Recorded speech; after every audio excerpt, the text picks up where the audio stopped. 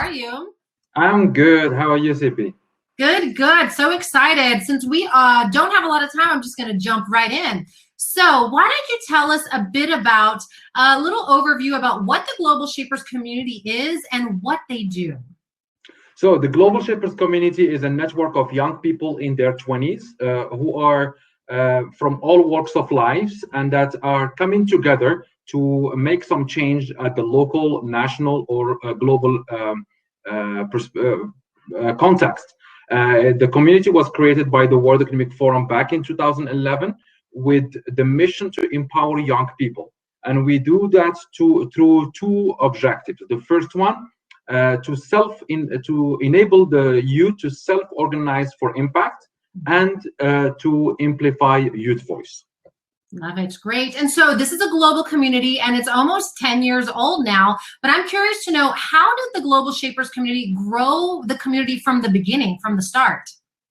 So if you know the World Economic Forum, it's an international organization that brings together different stakeholders in order to work on projects, to have discussions to improve the state of the world, or to bring the insights to the decision makers.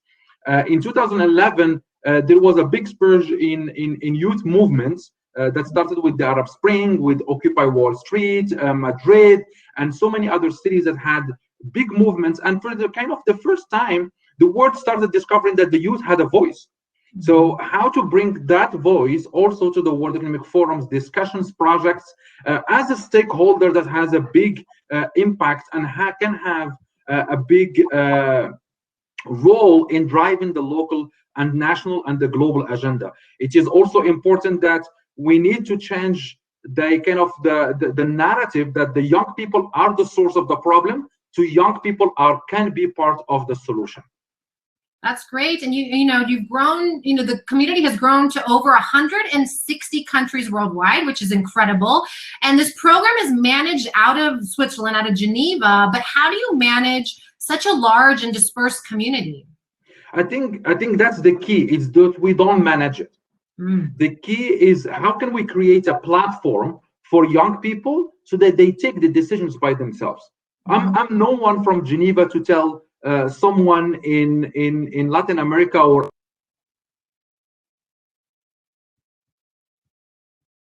Oops, did the video, is it frozen for you guys out there watching? Let me know, or maybe it's just on my end. Oh, frozen. Yes, frozen. Okay, hopefully we get the connection back.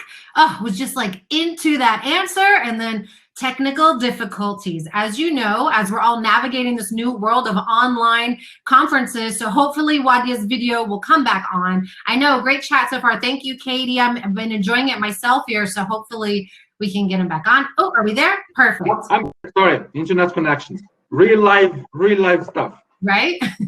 So I was saying that we are no one to tell them really what to do.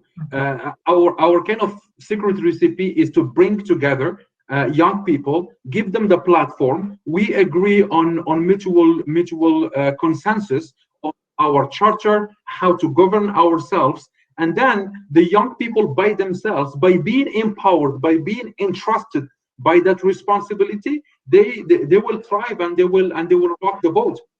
Incredible. So then that makes me think there must be a lot of trust, right? Yeah. How do you balance having these communities that have basically full autonomy over their projects? How do you ensure that they are upholding the values of the Global Shapers community? So you said the key word is trust. And for me, trust is the prerequisite for leadership.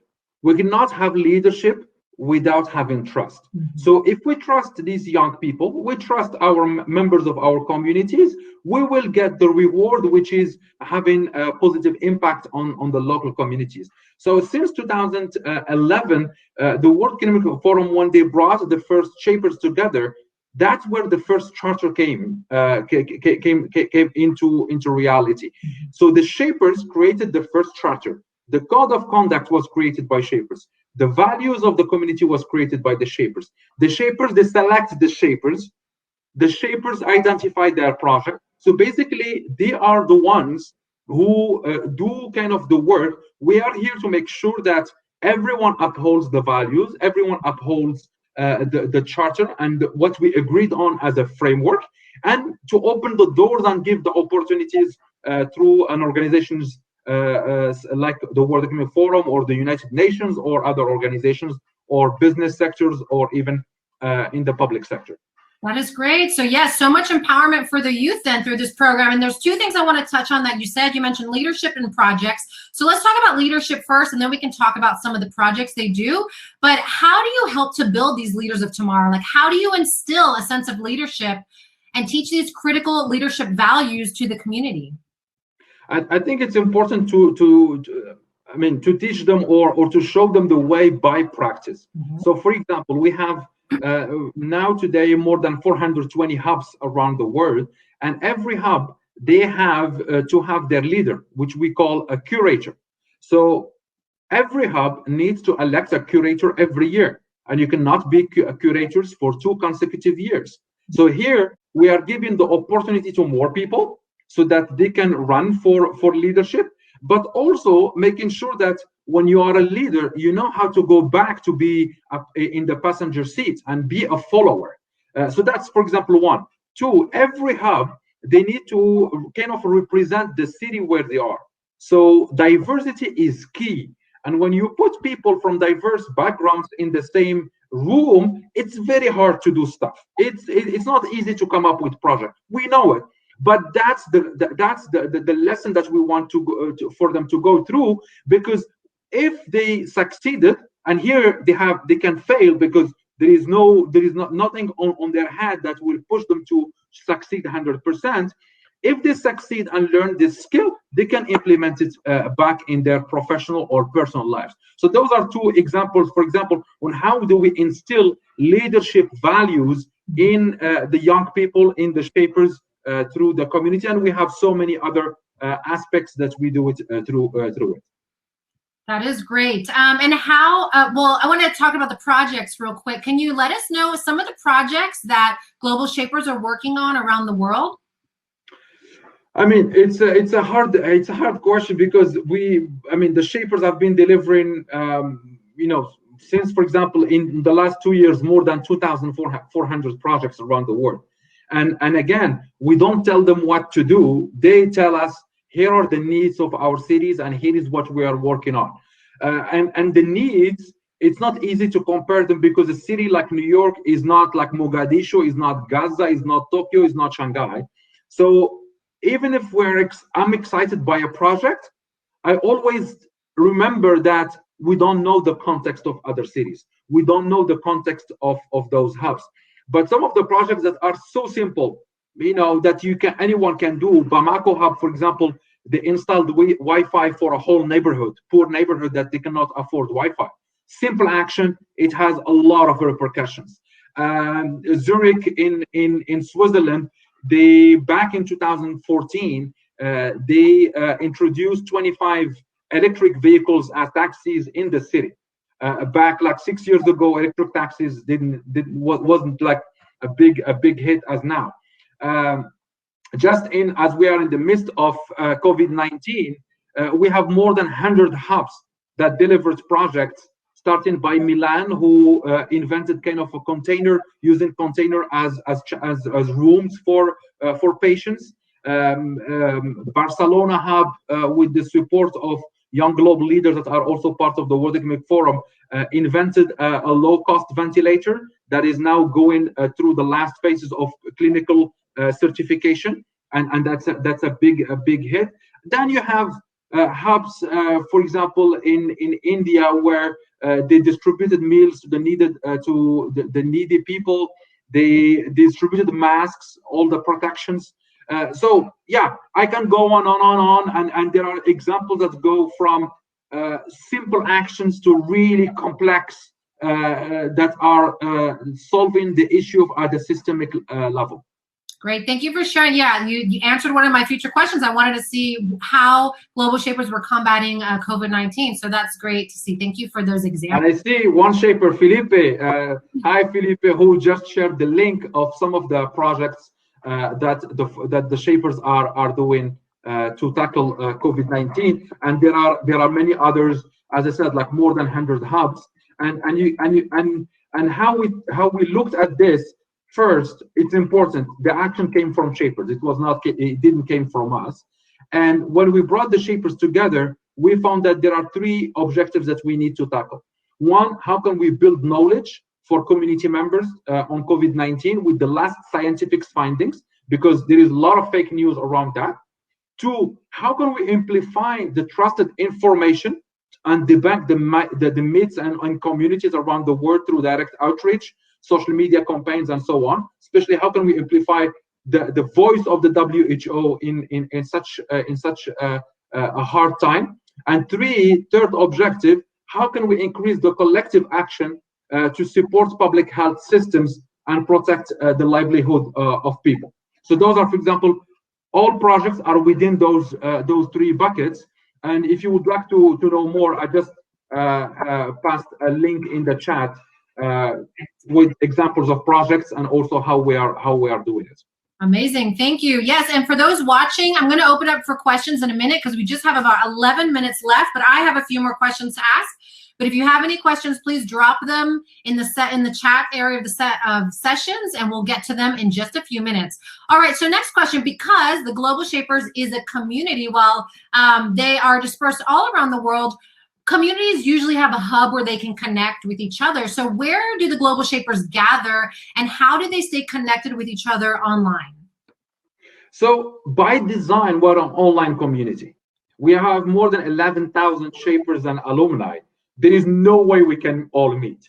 So by design, how can we make sure that we have a platform to create a platform that is digital and physical so that we can connect shapers? How can we use some tools in order to help shapers to connect on best practices, but also to know each other? And here it's important that that virtual platform was the key to create also some sense of community spirit.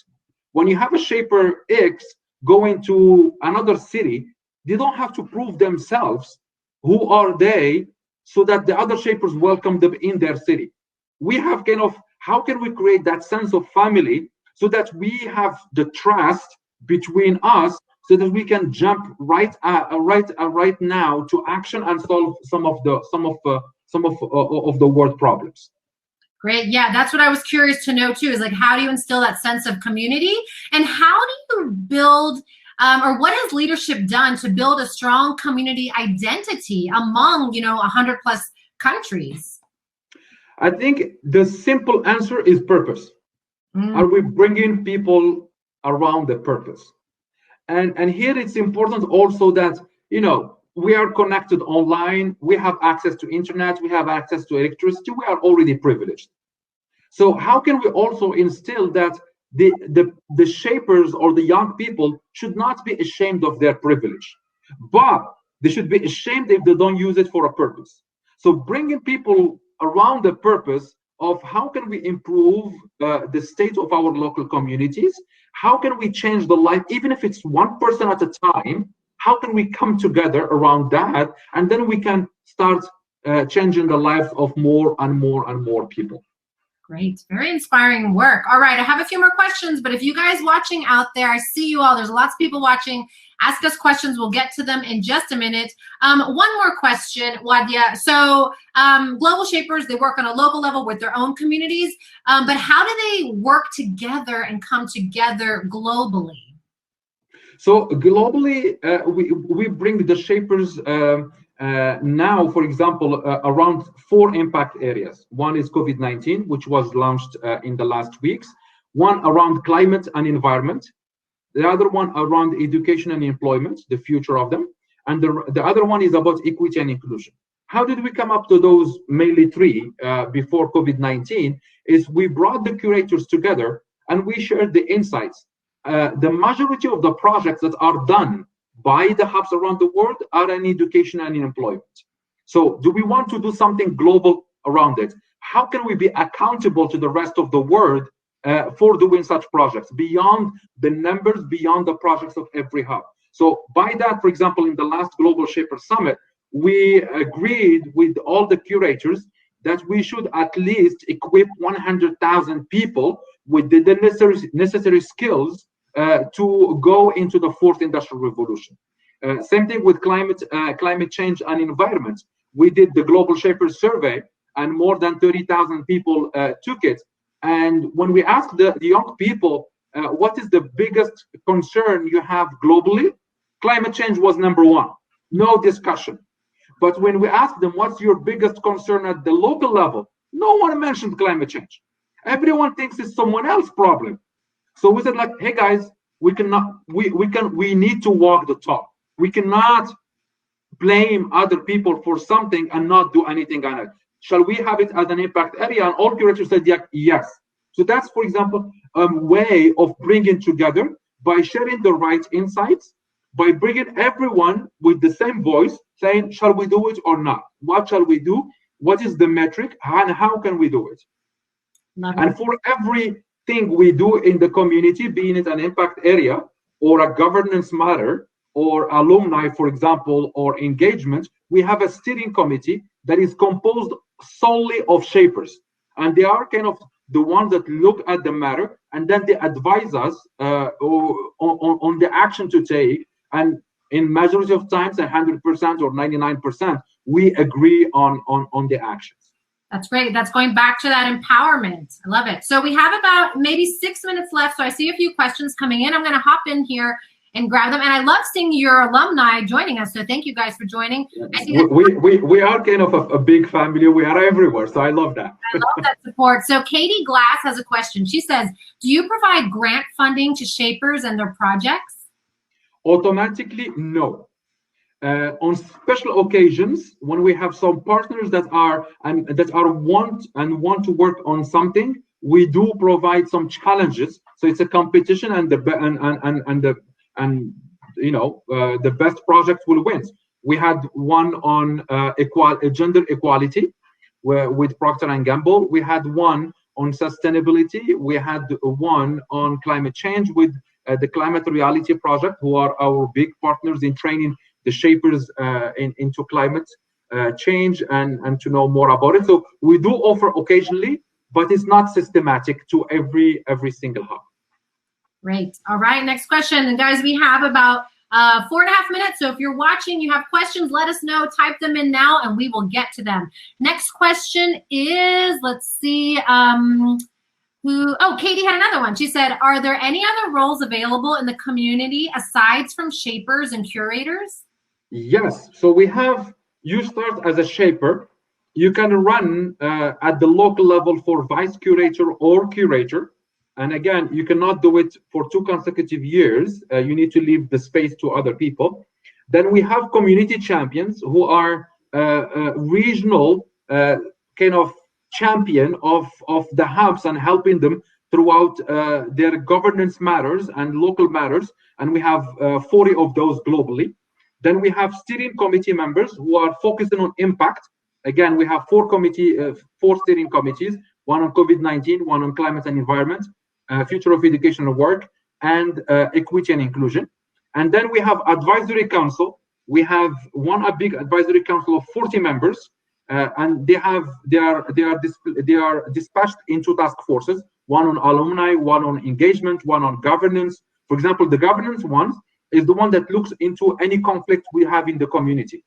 And then the highest kind of ranking is we have shapers in our foundation board, because we are a legal foundation registered in Switzerland, and we have shapers as part of the foundation board. So we have shapers even as my bosses, along with big names such as Jack Ma, David Rubenstein. We have shapers because we need to, again, to walk the talk to empower young people. Great. All right. Thank you. Moving on to the next question. If you guys have any more questions, let us know. We are running out of time. We have 3 minutes left. So Amin asks, why the age limit, and how does that work when people get older? So the age limit is you have to be in your 20s when you apply or you get nominated. And starting 1st of July, we will reduce the age to 18 years old to have more younger people. And when you reach the age limit, you graduate to alumni like Ignacio, who's with us, and you become part of the alumni network. You're no longer part of the hub. You need to leave space for younger people to go through the learnings. but you are there to share best practices, to be a mentor, but also to get connected to the rest of the alumni community and stay. And alumni, they always and they still have access to Toplink, which is our digital platform where we connect all the shapers with other also communities of the World Economic Forum. Perfect. Thank you, Amin. I hope that answered your questions. If you have any other questions, let us know. I'm going to ask another question here. Wadia, how does the Global Shapers community uphold the values of the World Economic Forum? I think, I mean, the biggest value or kind of the motto of the World Economic Forum is committed to improve the state of the world. And I think that's a motto that everyone is working towards. How can we improve the state of the world without leaving anyone behind? And the shapers every day, they walk the talk by providing that action at the local level.